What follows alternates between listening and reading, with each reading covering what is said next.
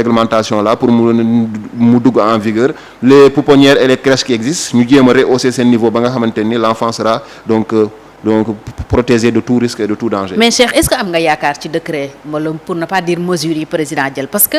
bu ñu xoolee Cheikh mesures yi nga xam ne yëpp jël nañ ko après benn émotion naufrage bateau le Joola accident Sakal Sikilo ñu tere fi woon surcharge même foogoon nañ ñu Cheikh en 2000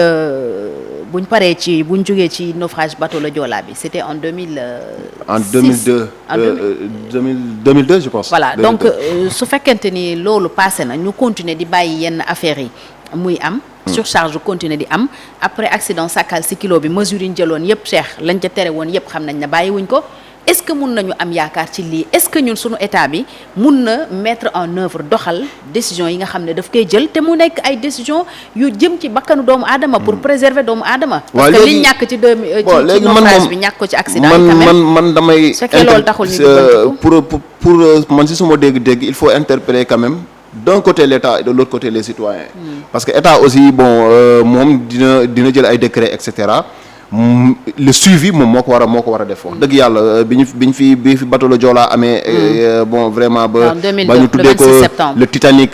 africain ñu gis ne ni même bateau le Joola naufrage boobu c'est le naufrage le plus meurtrier n'est-ce pas au monde Titanic ils étaient à 1500 morts alors que ce bateau là on a dit que c'est plus de 2000 morts donc mu doon un drame vraiment bi nga xamante ni dafa secouer l'humanité ñu jëloon ci ay mesures yu am solo concernant vraiment le transport des personnes et des biens. Malheureusement, quelques mois après ou un an après, on a vu que les Sénégalais ont commencé à baisser les bras, y compris nos dirigeants. C'était les dirigeants qui devaient faire preuve de fermeté parce que tey gis nañu aussi que les lois là existent et autres. Moi, je me souviens c'était le 26 septembre 2002. C'était bien ça, bi mbir mi amee même à Dakar gis nga les apprentis de car rapide ñoom kenn autorisé tu leen sax ñu lang taxaw ci marche bi même lang bi dañu ko doon tere donc dañuy dugg toog y avait une place ba nga ñëw nga bëgg a toog apprendre ne la non bul toog fii sama place la léegi avec le temps on voit donc que les gens se sont léegi ay clients sax dañuy lang léegi ñëpp da ngay gis car bu la romb exactement marche pied bi fees dell waxoon nañ ko bus yi dañuy fees ba weng waxoon nañ ko après ñu xool bon léegi finalement ñu fàtte ñu dem ci leneen donc l'État aurait dû faire un suivi beaucoup plus rigoureux par rapport à cela accident 6 kilos bi nga wax ni bi mu amee fii bon on était tous dans l'émotion ñu ne non léegi foog ñu xool oto yi yenn heures yi ñuy daw c'est bien après porte-bagages yi dañ leen war a réduire je ne sais pas à combien de centimètres et cetera mais je suis au regret de dire que cela n'est pas respecté kon est-ce que mun nañ xaar ci décret démb bi dara Cheikh waaw xam nga le décret au moins ça va juste dans un premier temps c'est malheureux si c'est pas appliqué dans vraiment toute sa rigueur donc ce sera regrettable mais au moins il y a un fondement juridique tey par exemple nit ku ñëw ubbi sa pouponnière def lu la neex après du woon lu bees d'ailleurs waaw mais mën nañu génne au moins ne attention il y a un décret qui encadre cela yow tu n'es pas censé ignorer le décret même si l'État du Sénégal ne vient pas faire le suivi qu'il faut yow tu dois vraiment tout faire pour être n'est-ce pas en règle par rapport au décret li nga war a def nga def ko jour bu État ñëwee contrôler laaj la yow nga mën a tamit ne man voilà j'ai patte blanche donc li ma waroon a def naa ko mais Cheikh l'État doit contrôler absolument non parce que li ci mën a laxasu moo bëri Ndella elle est poursuivie pour traite de personnes. C'est ça. Danger bi nekk ci loolu est-ce que mun nañ ko mesurer. Vraiment l'État doit suivre. loolu wala ñu naan même bu État suivre. non l'État doit forcément suivre. l'État ne doit pas laisser faire.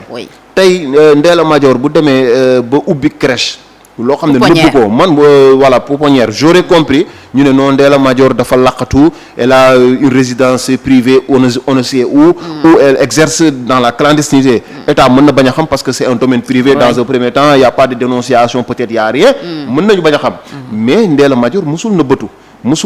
elle a été transparente sur ce plan-là wax na ko fu ne toog na ci plateau télévision woo na ay site internet ne leen ñëw leen sama kër ngeen xool elle a reçu des personnalités aussi là-bas tuddee ay personnalités tuddee aussi ay personnalités déet man moom amu ci turandoo mais bon tuddee na ay personnalités man du ma personnalité donc mu ngi noonu personnalité yu mu tuddee donc ñu dem ba ci biir ñu seetaan au moins ça aurait pu interpeller mën nañu ne Ndella écoutez elle est en train de réunir et puis day wax qu'elle a une quarantaine d'enfants yi nga xam ne moo leen di gérer foofu noonu ce serait bien qu'on aille jeter même nu mu tudd sur le plan sanitaire et tout et cetera l'hygiène et cetera ñu xool même su dul dara moi je pense que le service et il y a des structures en charge de la petite enfance voilà et puis le bâtiment même le bâtiment bi nga xamante xale yi ñu ngi fay dund est-ce que c'est pas un bâtiment bi nga xamante ni mën na menacer seen vie parce que même le cadre il faudra quand même l'évaluer pour xool ndax xale yi newuñu en danger il faudrait pas que ce soit un bâtiment en ruine il faudrait pas aussi que voilà xale yi di tëdd si yenn conditions xamante ni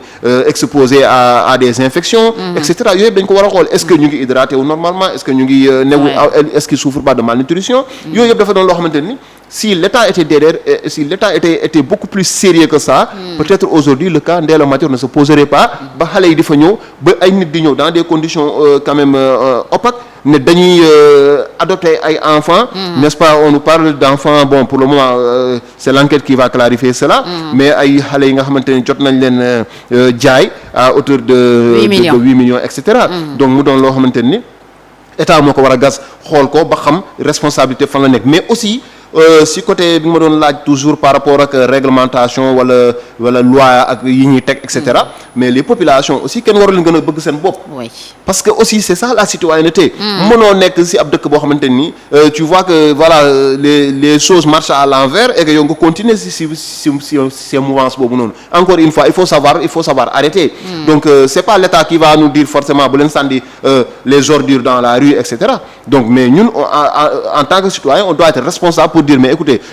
on va tout faire si on nous donne n'est-ce pas des moyens ou bien des centres de collecte d'ordures et cetera on va faire n'est-ce pas ce qui est nécessaire se déplacer jusque là-bas déposer nos ordures après le service qui est en charge ñëw jël ko mais c'est pas parce que yow bon état waxula ko que da ngay jël si mbedd mi par exemple wala si yoon yi nga fay sànni n'importe quoi tey le transport c'est avant tout la sécurité c'est avant tout la sécurité n'est-ce pas du citoyen yow tey boo duggee car rapide mu fees ñu ne la langal nga lang mais attention tey fi nga plancher bi nga teg sa tànk noonu c'est en bois n'est-ce pas soutenu par du fer à un moment donné mën na bàyyi léegi bu daggee fekk oto baa ngi daw yenn arul yi wala mu nekk si autoroute à péage muy daw yow nga lang si loolu mais tu mets ta vie en danger donc yow même su dul dara yow c'est pas la vie du président c'est pas la vie du ministre des Transports am na nu muy demee sax yow tu dois contraindre n'est-ce pas ceux qui ne veulent même pas respecter le changement tu dois les contraindre au changement c'est-à-dire tey ñun ñëpp si on est des passagers dans un bus ou bien dans un car bu ñu manqué ne bus bi du def surcharge ok le chauffeur il va s'entêter l'apprenti ils vont s'entêter un peu ils vont dire ouais non ñun ku bëggul ñu ne non comme que loolu ñun ñëpp dañuy wàcc bis bi mais looloo dul am nag Cheikh non oui mais en fait il faut oser parce que c'est ce genre de comportement voilà de comportement collectif ñoo mën a changer nit ñi tey imagine toi nga doon bus nga gaare nga duy ba mu fees ñu ne la mais écoute tu vas pas faire de surcharge nga damay def surcharge ñëpp wàcc bàyyi la ak sa bus mais ça c'est un manque à gagner donc en ce moment là yow waa ji peut-être mën na siisu première fois mu bañ mais si vous répétez ça une fois deux fois mais attention les gens ils vont se mettre dans les rangs respecter loolu état soxlawul forcément sax mu agir ñun si on est conscient si on est sérieux ñun mën nañu régler yenn problèmes yi donc même ay yokkum paas ak yooyu et cetera c'est parce qu'on l'accepte donc à un moment donné bu ñu duggee si benn wax ñu ne yokku paas ñun ñëpp ñu wàcc mais écoutez donc mais malheureusement le Sénégalais donc moom boppam rek lay gis day gis ne man bon mën naa fay peut-être yokku nañ paas mën naa fay wala man dama yàkkamti donc su ma naree xeex lii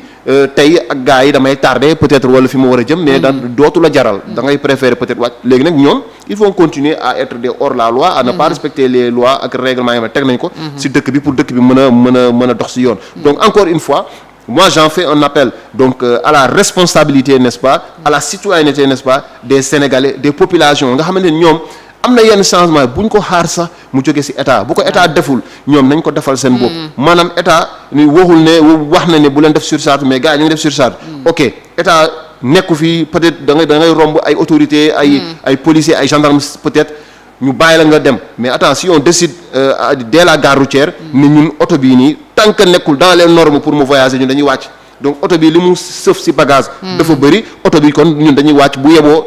ñu xaar beneen bus wala xaar beneen oto jusqu'à ce que ce problème soit réglé et je te promets si ça se répète une fois deux fois trois fois mais tous ces gens-là ils seront obligés de changer parce que c'est un manque à gagner. mais bu dee ñu war a changer ak ñi def loolu ñoo yem nag. waaw mais c'est malheureux changement donc c'est pas aussi pour maintenant et c'est malheureusement le cas. tu peux pas vouloir une chose et son contraire yow boo ko surcharge mais yow tu es prêt à accepter que oto bi nga yëg. parce que da nga bëgg a ñibbi guddi na. voilà donc da nga war a xëy heure bi jot na. à un moment donné donc yow yaay xool aussi li nga bëgg. Tu peux pas vouloir une chose et son contraire mënoo bëgg changement mënoo bëgg nekk en sécurité mënoo bëgg sa dund ñoŋ. te yow la war. ci par rapport ak nu mu tudd say concitoyens. par rapport ak loi yeeg ak règlement yi defoo ko nga bëgg changement malheureusement donc vraiment yaa ngi prêcher du faux et naturellement ça va porter des fruits mais ces fruits là seront des fruits amers donc du neex si yow du neex si askan wi et malheureusement après y aura des drames derrière ñu ne non pourtant ak 6 kilos bi mu amee waxoon nañu et cetera moi j'ai vu des bus jusqu'à présent qui respectent pas da ngay gis ñu def seen porte bagage yi boobu ba mu dépassé yenn niveau yi parfois da ngay gis bus buy daw di dawee côté et les gens ils sont pas inquiets et voilà c'est comme si jëloon mesure bi yëngalu leen ñoom tamit ñi jëloon mesure yi certainement ils sont en vacances donc ils n'ont pas voilà peut-être vraiment qu'ils sont en vacances donc ils n'ont pas le temps de suivre tout ça. Pour te chapitre Ndella boobu espérons juste que y a pas d'autres Ndella xam nga Ndella moom sax wane na boppam ci réseaux sociaux yi et tout parce que xëy na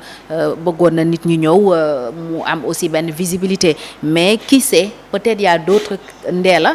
qui se cachent ci ay ruqu woote pouponnière di jël ay xale di def traite de personnes parce que loolu tamit nañ ko wax business la dans le monde donc loolu moo tax état war a veiller ci loolu ndax tamit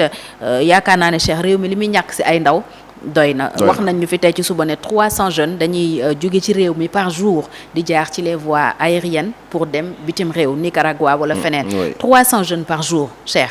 nga bëgg ci boole nag léegi yow say liir di nekk ci yenn situation catastrophique yoo xam ne seen bakkan mun na ci jaaree wala ñeneen ñi ñu jaay leen génne leen réew mi kenn du xam donc il faut que état jël ay responsabilités am taxaw ci loolu décret bi ñu jël démb ci conseil des ministres ñu doxal au moins pour une fois ñu jël mesures yoo xam ne dañ koy appliquer alors ñu ñëw ci wàllu politique démb conseil constitutionnel daal dinay tëj dépôt yi dossier de candidature yi